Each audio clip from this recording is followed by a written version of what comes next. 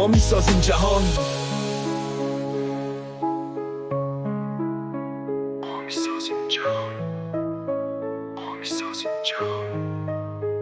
ما میسازیم جهان.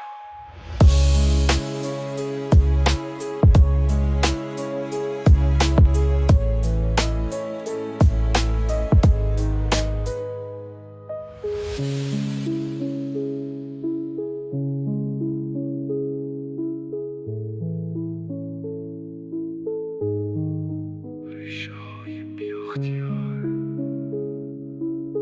ریشه‌ها و بی‌مان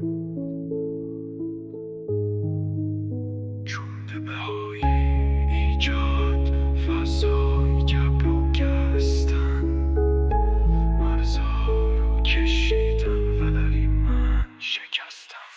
کدوم جنگ، کدوم صلح، کدوم حقیقت، قصه هاشونو فرو کردن توی مغزم بی رحمت. من سایم مال دیروزای قبل، دردای اونا تو دستای من تو غفلم. کی تصمیم گرفت که من بیام اینجا با بارای تاریخی، با زخمای بی پایان؟ نه مرز، نه نژاد، نه دین، انتخاب من بود، ولی دردای اونا هنوز توی رگم دود. میخوام رهاشم از این گذشته تاریک، صدای من مثل شلیک تو سکوت شبیه آتیش. فریاد میزنم که من فقط خودمم، نه اسیر خطاهای تو، نه اسیر دشمنا. من فقط مهی، تو نمیتونی منو بشکنی. ریشه هام از خاکه ولی تنم آهنی. من جنگ و من شورشی، تو طوفان. مرزا رو خط میزنم، ما میسازیم جهان.